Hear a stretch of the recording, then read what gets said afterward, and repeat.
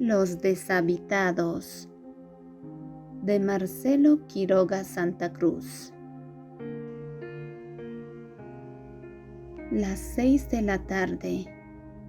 El padre Justiniano ha llegado a tiempo para oír el tañido de las campanas y ver el vuelo desordenado de las palomas frente a su ventana.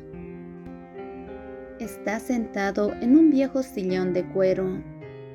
Lo prefiere porque ha notado que éste le comunica un vago sentimiento de dignidad, y es esta sensación la que busca cuando llega y ocupa su sillón con aire de estudiada negligencia, dispuesto a recibir a esa hora hecha para la melancolía. Así inmóvil esperará que las sombras que se forman en los rincones avancen y devoren las últimas partículas de luz que, como un polvillo fino y muy triste, cubren su hábito. Esperará en silencio hasta que no pueda ver nada, ni siquiera su mano apoyada en el brazo del sillón, como en la empuñadura de un báculo antiguo. Qué placer tan extraño el de abandonarse y dejar que la imaginación nos lleve de la mano. Ahora, por ejemplo, ha tomado un camino entrañable. Detrás de esos pequeños vidrios de color está el cielo empapado de una luz temblorosa. Abajo, algunos techos todavía teñidos de sol. Y en el remate de las tejas y por encima de todo, ese rumor hecho de 1000 ruidos familiares que crece o cesa para destacar uno solo de ellos. La brisa de un niño que juega en la calle o simplemente una voz descolorida llamando a alguien que no contesta. Pero hoy, el padre Justiniano no dejará que la imaginación lo lleve donde él no quiere ir. Al menos donde no quiere ir ahora. Porque después, cuando ya estamos en camino, bueno, uno no puede saber lo que quiere. Esta resolución de pensar ordenadamente contraria a su costumbre no le ha costado esfuerzo alguno. Al contrario, nunca se sintió mejor dispuesto a la acción. Ya durante el desayuno, recuerda haber mirado su lecho por entre la nube de vapor que se levantaba de una taza de leche caliente y haber experimentado la sensación de un triunfo. Aquella cama revuelta, con la tibieza agazapada entre sus pliegues, ya no podía seducirlo. La había derrotado con ayuda de una ducha fría y con esa extraña vitalidad que sintió después, y le hizo decir mientras se afeitaba: lo que puede un pequeño acto de voluntad. Un salto y ya está. Creo que si todos los días me hubiera levantado una hora antes, ahora tendría 10 años menos. Durante todo el día hizo lo posible por gastar esa energía con que despertó en un despliegue de actividad que no conoció límites. Hasta trepó al campanario. Nunca lo había hecho antes. Eso fue por la mañana. La torre no se había desprendido aún del velo de niebla con que se cubre para dormir, y al padre Justiniano le pareció que la voz de la campana lo adelgazaba para abrirse paso, llegar al lecho de los hombres dormidos y dejar en su oído ese pequeño llamado de Dios. Estaba de pie, mirando desde el campanario la ciudad aplastada como un vasto panal, y los patios como alvéolos donde los hombres y las mujeres se desplazaban o permanecían quietos, con esa falta de sentido que tiene el movimiento en los insectos. Fue entonces que las campanadas y el viento lo envolvieron e hicieron surgir en él una fuerza que presentía y que nunca se atrevió a liberar.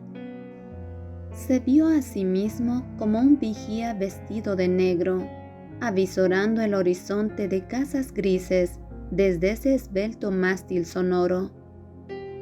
¡Qué sueños de aventura! ¡Qué ansias de dar sentido con un solo acto a toda una existencia obscura! Después, el viento se hizo brisa, el sol comenzó a entibiar la mañana y la ciudad a producir una sonoridad confusa y profundamente humana. El padre Justiniano se tomó sensible a ese canto de sirena y descendió por las escaleras en busca de ese rumor que amenazaba llevarlo al fondo de un patio oscuro, donde seguramente colgaban algunas ropas recién lavadas. Ahora el cura Justiniano escucha el aleteo de las palomas.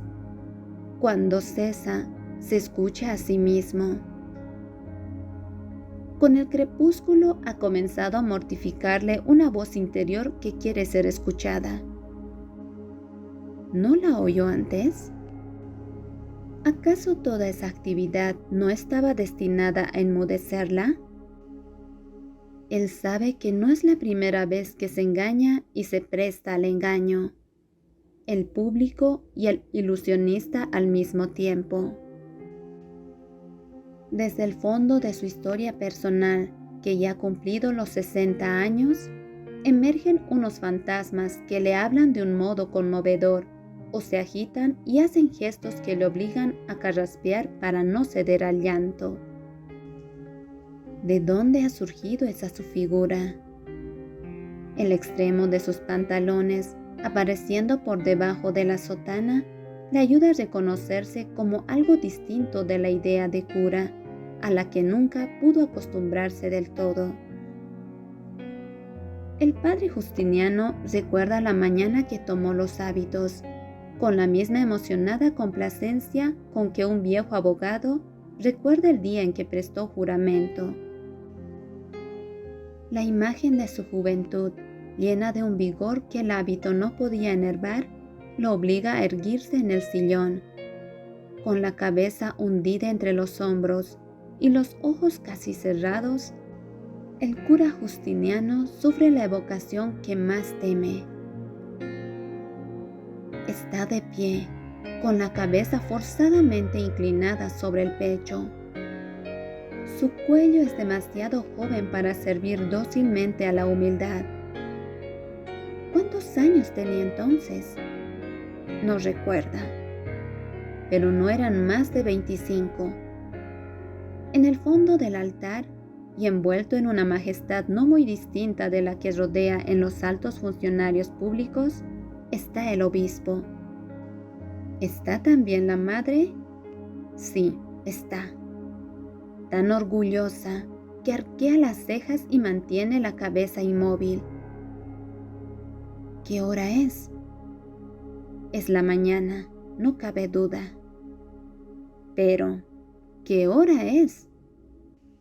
Todo está oscuro. Las paredes de la iglesia semejan grandes lienzos negros sobre los que se hubiera pintado algunos rostros rosados y dispersos. Hay un brillo metálico en constante movimiento. El escenario, sí, seguramente. Comienza la música. Menos mal, alguien debía hablar de cualquier cosa. El órgano resopla por unos tubos muy largos y su vibración se extiende por todas partes. Las velas chisporrotean, tiemblan las florecitas de papel que adornan el altar y sobre todo ayuda a comprender mejor el carácter solemne de la ceremonia. Detrás de esa cortina de música se advierte el accionar de los pedales del órgano. Es una nota humana muy grata. Uno se imagina al hombrecillo encorvado, esforzándose por alcanzar los pedales con las puntas de los pies y deslizando las manos sobre un teclado amarillento en busca de la nota que necesita tocar. ¿Cómo se llama? Don Matías. ¡Qué chiquito era! Cesa la música. Alguien tose. La cadenilla del incensario vuelve a moverse rítmicamente. Hay un silencio corto que parece preceder al acto culminante de la ceremonia. Alguien entra en la iglesia por la puerta del fondo. No se escuchan sus pasos. Debe ser un sacerdote o algún seminarista. Solo se oye el rumor que producen los pliegues de su sotana. ¿Pensaba en Dios? ¿Cómo podía pensar? El padre Justiniano siente que su recuerdo lo ha llevado al punto del que debía partir. ¿Alguna vez pensó que él también tiene, como los caracoles, dos antenas muy sensibles que se contraen rápidamente cuando tocan algún obstáculo? Solo que las de él lo protegen de un vacío. Ahora, por ejemplo, sus antenas han tocado algo muy frágil. No podría pasar por encima sin caer en un abismo sin fondo. Ellas saben que aquello no podría resistir el peso de su pensamiento. Se dice que ya es muy tarde y que debería ver si el sacristán cerró las puertas. Si uno no ve las cosas personalmente, no se puede estar seguro. Intenta sacar su reloj. Se lo impiden los brazos del sillón, que son muy altos. Se desliza hasta el borde del asiento y lo saca. ¿Quién le regaló? Está viejo, sobre todo la cadenilla. Los eslabones se han adelgazado tanto que ya no tienen arreglo. Hace unos días estuvo muy sorprendido cuando el relojero le dijo: «Es como si le hiciéramos una cadena nueva. No vale la pena. La cadena ha durado lo que tenía que durar». Nunca había pensado que una cadena pudiera gastarse hasta el punto de no servir más como cadena. Las 7:10. El vidrio del reloj está salpicado de pequeñas manchitas. ¿Por dónde se habrá metido toda esa tierra? Vale la pena mandarlo a limpiar. Este todavía no ha durado lo que tenía que durar. Si el padre Justiniano dijese en voz alta sus pensamientos, escucharíamos también, entre los que se refieren al sacristán o al reloj, otras frases cortas, dichas apresuradamente y en un mismo tono de voz. La cadenilla de oro, el incensario. ¿Para qué iría mi madre? Yo creí que no la dejarían entrar. Qué ingenuidad la de los monaguillos. La música, otra vez. ¿Pensaba en Dios? El traje del obispo. ¿Cómo podía pensar en Dios? La vocación. Mis manos estaban muy juntas. El padre Justiniano duda. ¿Qué es lo que ha escuchado? ¿Es un llamado a la puerta o la necesidad que tiene de huir de sus pensamientos? Mira en esa dirección. Otra vez el mismo ruido. ¿Quién?, pregunta. «Padre, lo esperan para la confesión». Es el sacristán. No lo ve, pero reconoce su voz. Se levanta y guarda el reloj. Al cruzar la habitación, repara en que sus pensamientos lo llevaron muy lejos. Camina con la misma vacilación con que se pisa tierra firme después de un viaje muy largo. Ya está de vuelta. El sacristán pudo dejarlo tranquilo. Solo ha recibido 2 confesiones, pero no se lamenta. Después de todo, él ha resuelto soportar sus propias confesiones, ayudar a su pensamiento, que se alargue, que se haga más agudo y penetre hasta el fondo del problema. Le parece que el taladro está en sus manos y que debe usarlo hasta llegar a la pulpa. Se siente más el médico que el paciente. Una imagen se le ocurrió mientras una señora confesaba pecados verdaderamente pequeños. Cosas de señoras. ¡Qué modo de empeñarse en volver pecado todo lo que se les ocurre! La rejilla ocultaba casi todo su rostro, pero los espacios entre los barrotes eran del mismo tamaño que sus ojos. La expresión de ellos es lo que recuerda. Parecían decir: «Prepárese usted para oír lo que voy a confesar». Y no decía nada. El sillón de cuero lo recibe con suavidad y con la tibieza que dejó su cuerpo. Estas dos sensaciones le producen una tercera, que él elabora sin dificultad y como si derribase lógicamente de ellas. Siente que ese es su puesto, que allí debe permanecer en acecho hasta descubrir su presa. Lo que no sabe es si ella aparecerá. Piensa que él nunca pudo identificarla porque no conoce la forma que tiene. Quizás la vio alguna vez y no sabe que la vio. Otras veces se dice que él presiente su llegada y que entonces cierra los ojos para no verla. La primera vez pudo haber vencido ese temor y abrirlos, pero después es su negativa a mirar lo que más le amedrenta. Le atemorizan sus preocupaciones, el recuerdo de otras tentativas que terminaron en el fracaso, el volumen que él mismo ha dado a su presa. Tal vez no sea tan grande, quizás sea tan pequeña que él podría aplastarlo bajo la uña o ignorarla. ¿Por qué no? No, él sabe que no es posible. Además, siempre estaría allí moviéndose y haciendo ruidos que revelarían su presencia. ¿Y en qué momento? Es mejor mirarla de frente, acostumbrarse a su forma, domesticarla. Hasta se podría aspirar a que guste su compañía, que haga falta. Se siente mejor. Nota que una repentina claridad ha comenzado a bañar su pensamiento y que debe aprovecharla lanzándose una pregunta directa, que no dé oportunidad a sutilizar. ¿Por qué te hiciste sacerdote?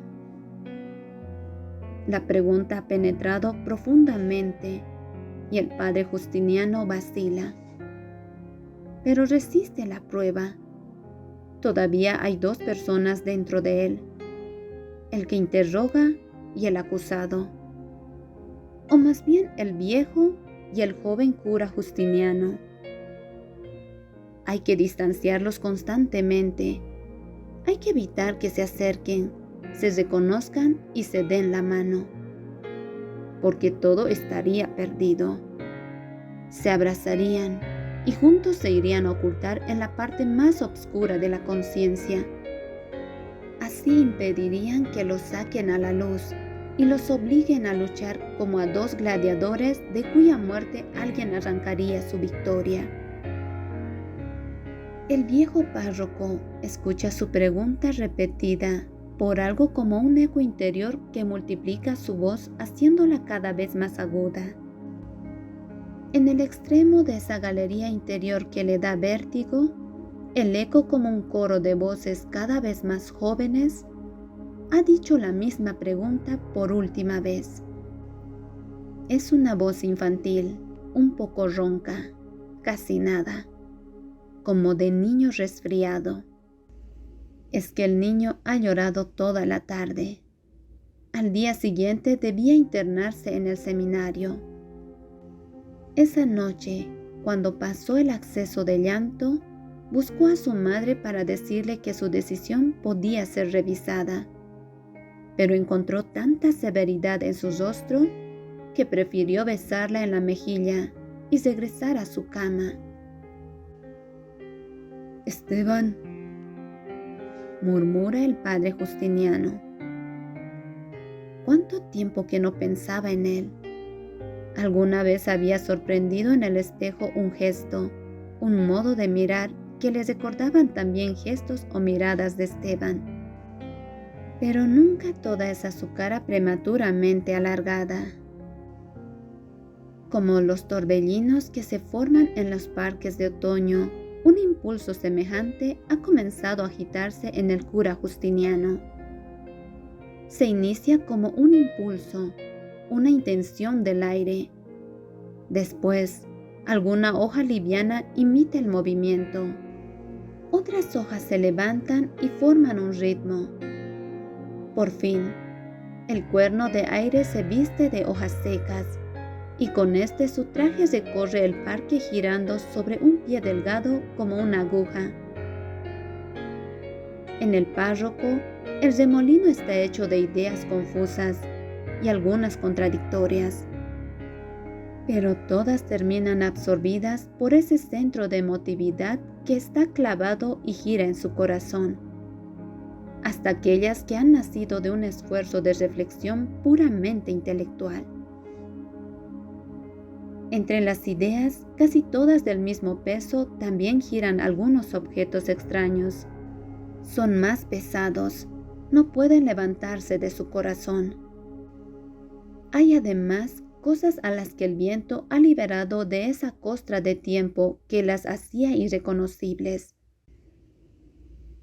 Sin saber en qué momento ni favorecido por qué circunstancia, el cura Justiniano ha huido de su propia vigilancia. Quiso obligarse a una búsqueda rigurosa de ciertas respuestas que debían abrirle como ganzúas ese cofre oscuro donde se guardan tantos secretos. Pero la ganzúa le abrió otra puerta que se dio con la misma facilidad, casi con la misma dulzura con que se abre la puerta de nuestra casa cuando regresamos de ella después de una larga ausencia. De pronto se ve en medio de una habitación poblada de objetos familiares. Todos tienen un mensaje para él. Se imagina caminando por una galería, desde cuyas murallas y rodeados de grandes marcos dorados, sus parientes le siguen con la mirada, y algunos estiran la mano para desordenarle el cabello.